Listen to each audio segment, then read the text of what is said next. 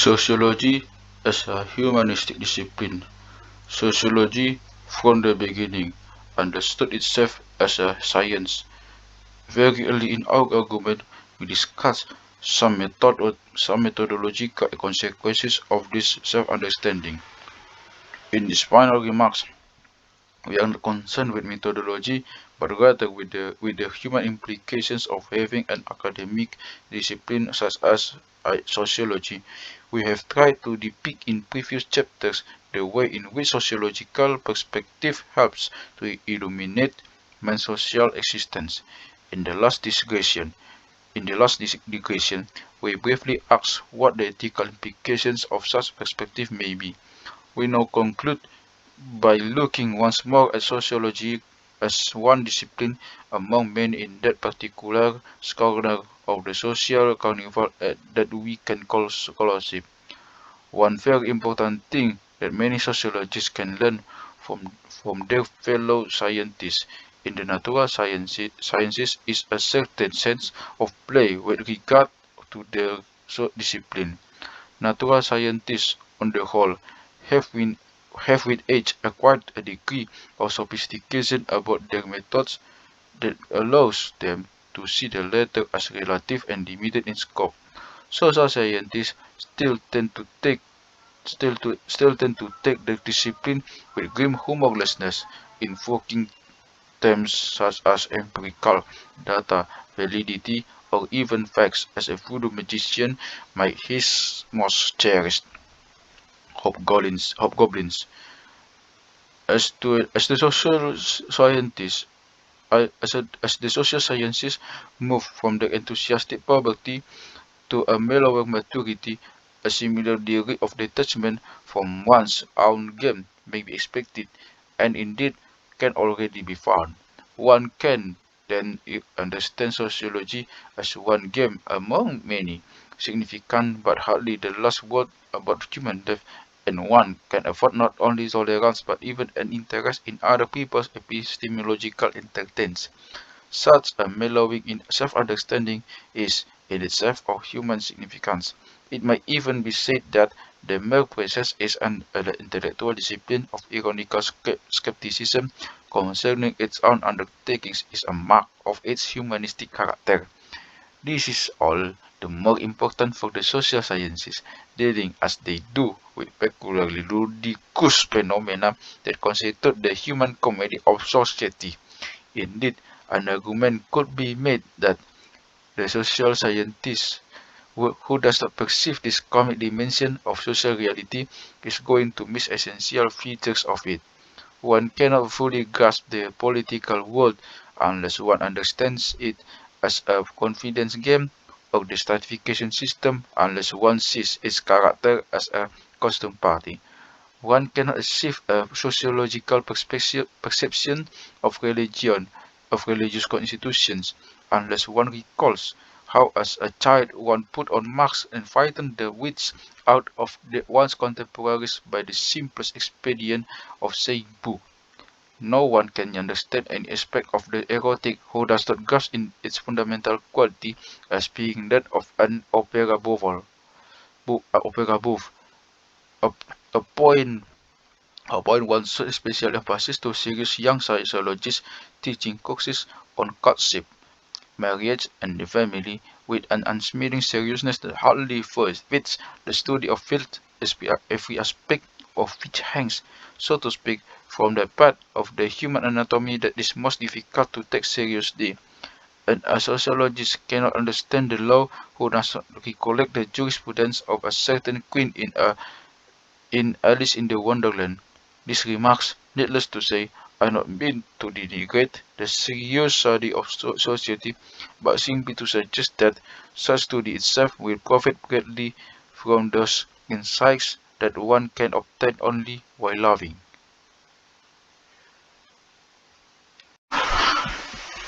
Sociology will be especially well advised not to fixate itself in an attitude of humorless scientism that, that is blind and deaf to the buffoonery of the social spectacle. If sociology does that, it may find that it has acquired a foolproof methodology, one to lose the world of phenomena that it originally set out to explore, a fate as sad as that of the magician who has finally found the formula that will release the mighty jinn from the bottle, but cannot recollect what it was that he wanted to ask of the jinn in the first place. However, while eschewing scientism, the sociologist will be able to discover how human values that are endemic to scientific procedures in both the social and the natural sciences. Such values are humility before the immense richness of the world one is investigating, and effacement of self in the search of understanding, honesty, and precision in method, respect for findings honestly arrived at, patience, and a willingness to be proven wrong and to revise one's theories, and last but not least, the community of other individuals sharing these values. The scientific procedures used by the sociologists imply some specific values that are peculiar to this discipline. One such value is the careful attention to matter what the other scholars might consider pedestrian and unworthy of the dignity of being objects of scientific investigation, something one might almost call a democratic focus of interest in the sociological approach. Everything that human beings are or do, no matter how commonplace, can become significant for sociological research. Another such peculiar value is inherent in the sociologist necessary to listen to others without volunteering his own views.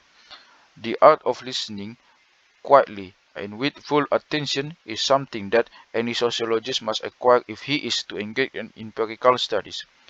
While one should while one should not exaggerate the importance of what is often to nothing more than a research technique, there is a human significance at least potentially present in such conduct, especially in our nervous and garrulous age in which almost nobody finds the time to listen with concentration.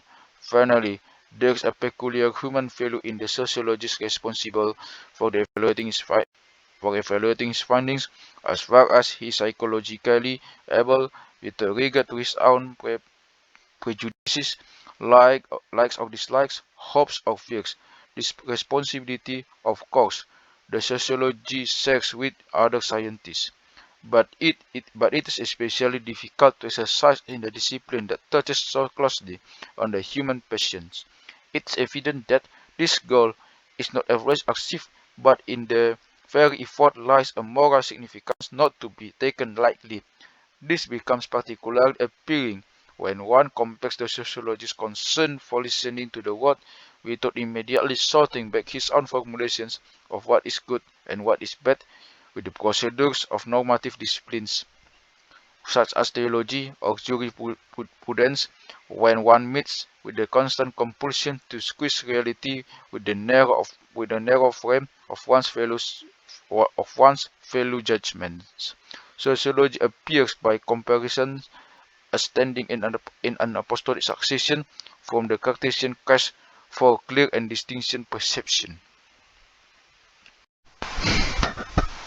In addition to these human values that are inherent in the scientific enterprise of sociology itself, the discipline has other traits that assign it to the immediate vicinity of the humanities if they do not indeed indicate that it belongs fully with them.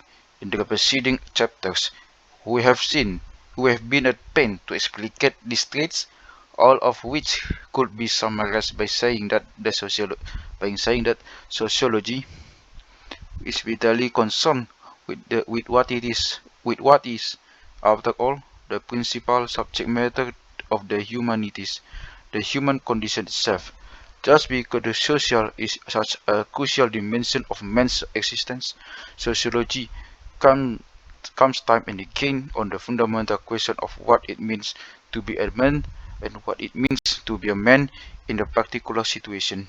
This question may often be obscured by the paraphernalia of scientific research and by the bloodless vocabulary that sociology has developed in its desire to legitimate its own scientific status. But sociologist data a cut so close from the living marrow of human life that this question comes through again and again, at least for those sociologists who are sensitive to the human significance of what they are doing. Such sensitivity, as we have argued, is not just an adiaporon that a sociologist may possess in addition to help to his properly professional qualifications, such as a good ear in music or a knowing palate for food, but has direct bearing upon sociological perception itself. Such an understanding of the humanistic place of sociology implies an openness of mind and a catholicity of vision. It should be readily conceded that such a posture may be acquired at the cost of rigorously outcast logic in the task of sociological system building.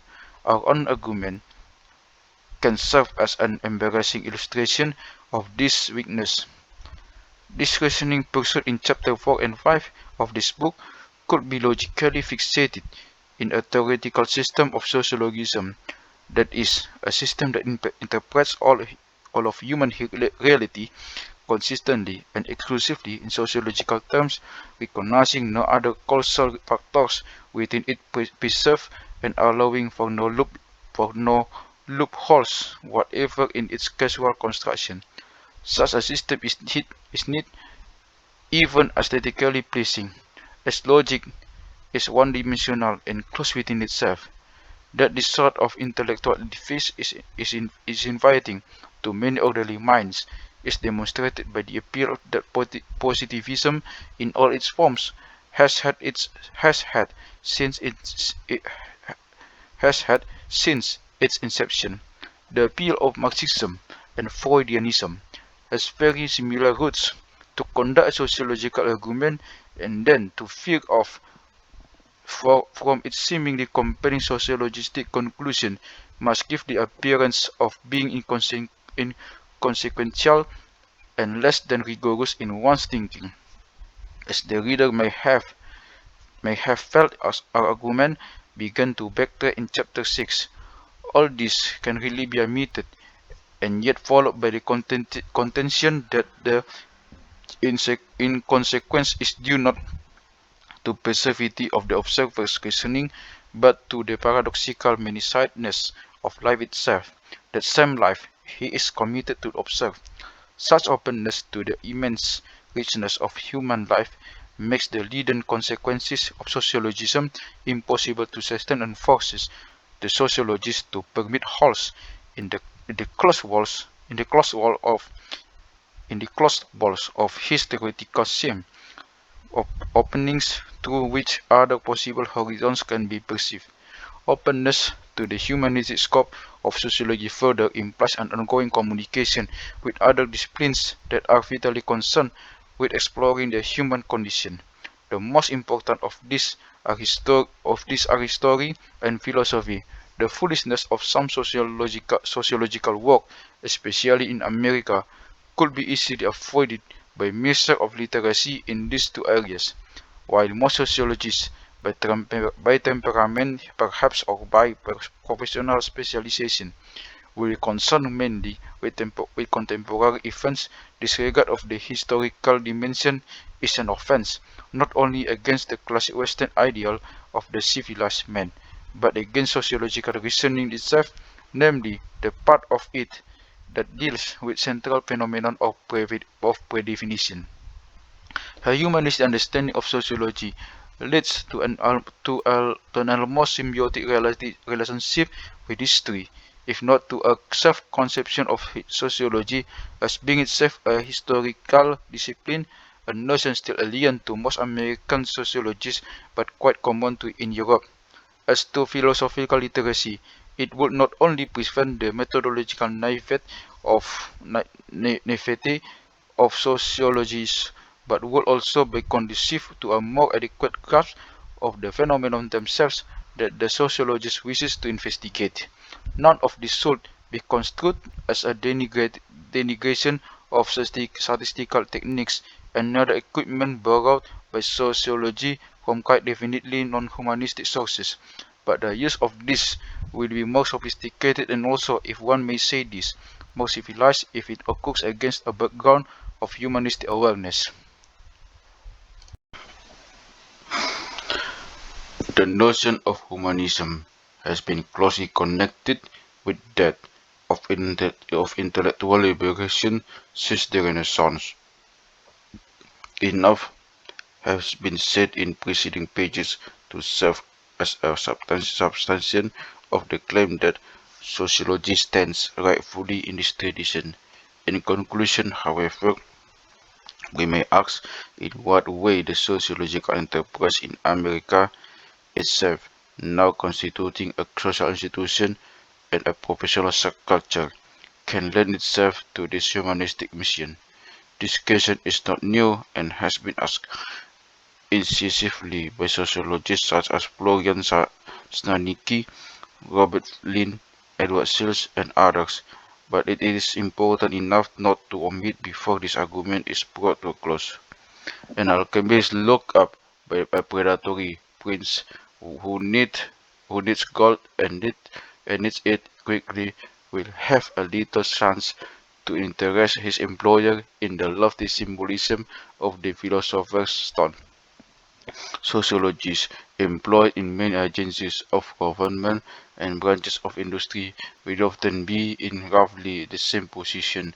It is not easy to introduce a humanistic dimension into research designed to determine the optimum crew composition of bomber aircraft, or to discover the factors that will induce somnambulant housewives in a supermarket to reach for one brand of baking powder as against another, or to advise personnel managers about the best procedures to undermine union influence in a factory.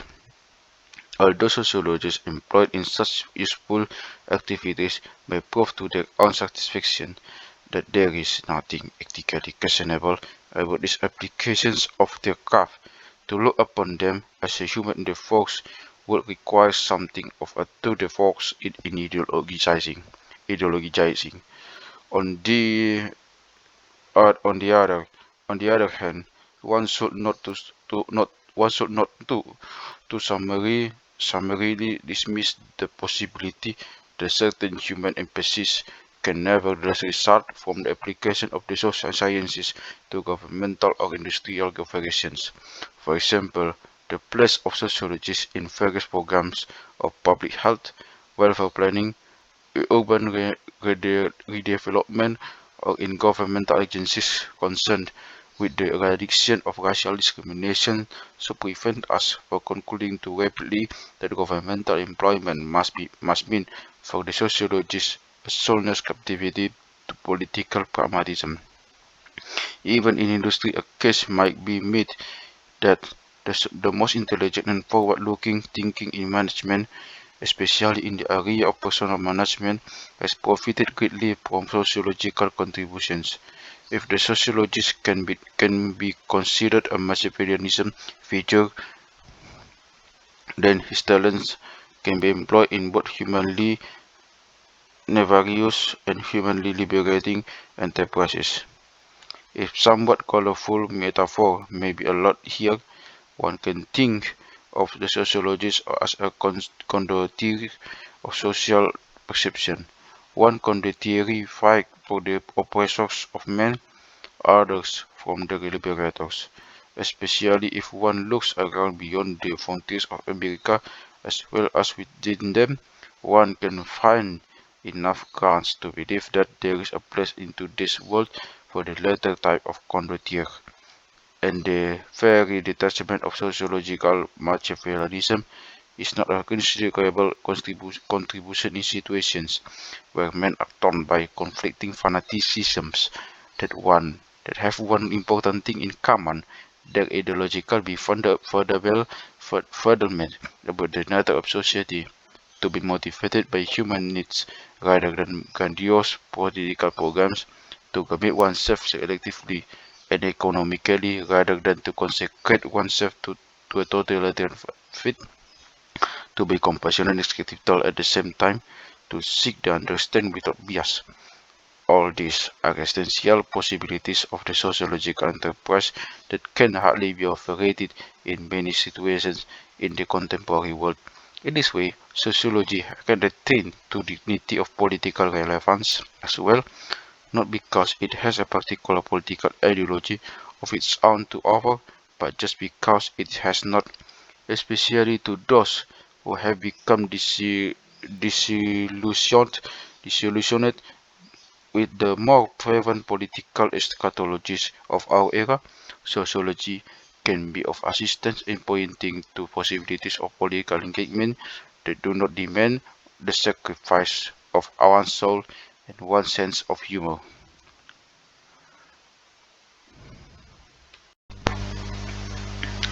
It remains true in America, however, that most sociologists continue to be employed in academic institutions.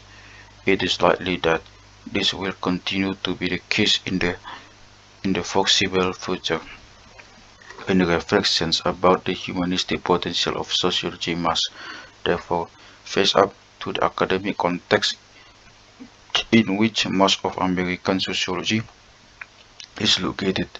The notion of some academicians that only those who obtain their salaries from political and economic organizations let get less mensuales is a preposterous one, preposterous one in itself, an ideology that serves to legitimate the academician's own position. For one thing, the economics of scientific research today is of such a nature that the academic world itself is permeated with the pragmatic interests and of these extraneous organizations. Even though there are many sociologists who do not guide themselves on the gravy train of governmental or business opulence, mostly to their intense chagrin. The technique known to academic administrators as the freeing of funds, most nastily referred to as the cigar box method, ensure that the more esoteric professorial pursuits can also be nourished from the crumbs that fall off said gravy train. However, even even if one concentrates on the academic process proper, there is little justification for not stamping on the part of the academically employed sociologists. The red race of the university is frequently even more savage than the proverbial one of Madison Avenue.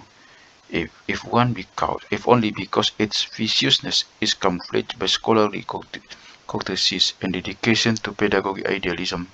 When one, when one has tried for a decade to get a third string junior college to one of the prestige universities, or when one has tried in one of the latter to make an associate professorship for the same length of time, the humanist impulse of sociology will have undergone at least as much strain as it would under the aegis of non-academic employers.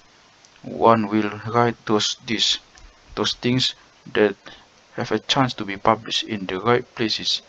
One will try to meet those people who dwell close to the mainsprings of academic patronage. One will fill the gaps in one's vita with the same political assiduousness as any junior executive on the MIC, and one will quietly detest one's colleagues, and one's students with the intensity of self-imprisonment. So much for academic prestigiousness. The fact remains that if sociology has a humanistic character, that character will have to manifest itself within the academic milieu, if only for statistical reasons. We would contend that, despite the uncomplimentary remarks just made, it is a realistic possibility. The university is much like the church in the susceptibility to seduction by the powerful of this world. But university people, like churchmen, develop a guilt complex after the seduction has been accomplished. The old Western tradition of the university as a place of freedom and truth, a tradition fought with, for with blood as well as ink, has a way of reasserting its claims before an easy conscience. It's, it is within this persistent academic tradition that the humanist impulse in sociology can find its living space in our contemporary situation.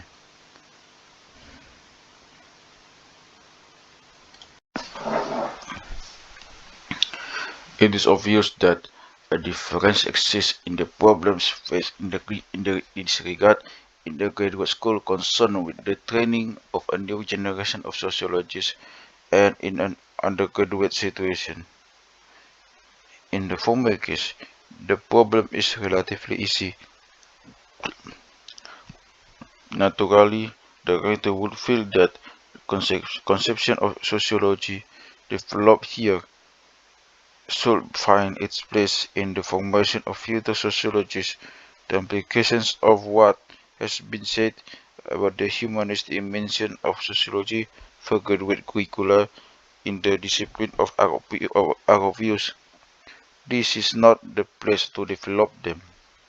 So suffice it to say that humanistic literacy, raising expense of technological professionalism in the course that we envisage in this connection. Evidently, one's conception of sociology as a discipline will decide one's view as to how sociologists should be educated. But whatever this conception may be, it will be relevant to only a limited number of students. Not everyone, Leslie, can become a full-fledged sociologist. The one who does, if our argument is accepted, will have to pay the price of disillusionment and find his way in a world that lives on myth. We have said enough this to indicate how we believe this to be possible. The problem is obviously a different one in an undergraduate college. If a sociologist teaches in such a situation, most sociologists do. If a few of his students will go on to graduate schools to study his particular field, it's even probable that very few of the sociology majors will, going on instead to social work, journalism, business administration, or any number of other occupations in which a sociological background has been deemed useful. A sociologist teaching in many an average college, looking over his classes of young men and women desperately intent on social mobility, seeing them fight their way out through the credit system and argue over grades pertinacity, understanding that they could not care less if you read the point directory to them in class, as long as their as long as 3 credit hours could be added to the ledger at the end of the semester.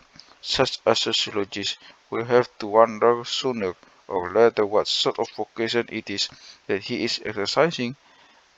Even a sociologist teaching in a more gentle setting, providing intellectual pastime to those whose status is a foregone conclusion and whose education is the privilege rather than instrumentality of status, may well come to question what point there is to sociology of all faiths in this situation. Of course, in state universities, as well as in Ivy League college, there are always the few students who really care, really understand, and one can always teach with the only those in mind. This, however, is frustrating in the long run, especially if one has some doubts about the pedagogical usefulness of what Camp is teaching, and that is precisely the question that a morally sensitive sociologist ought to ask himself in another graduate situation. The problem of teaching students who come to college because they need a degree to be hired by the corporation of their choice or because this is what is expected of them in a certain social position is shared by the sociologist with all his colleagues in other fields. We cannot pursue it here. There is, however, a peculiar problem for the sociologist is that directly related to the debunking, disenchanting the character of sociology that we discussed before. It may well be asked, With what right he peddles us and the jokes intellectual merchandise among young minds that more likely than not will misunderstand and misapply the perspective he seeks to communicate. It is one thing to dispense the sociological poison to such graduate students as have already committed themselves to full-time addiction and who, in the course of intensive study,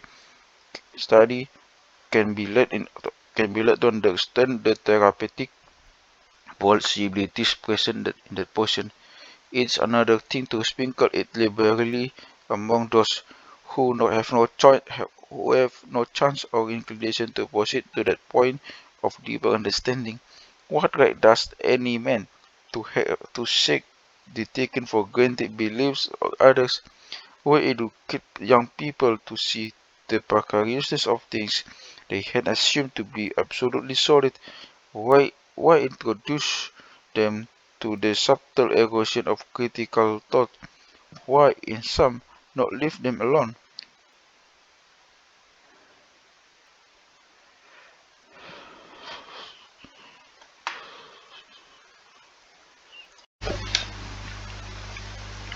Evidently, at least part of the answer lies in the responsibility and the skill of the teacher. One will not address a freshman class as one would a graduate seminar.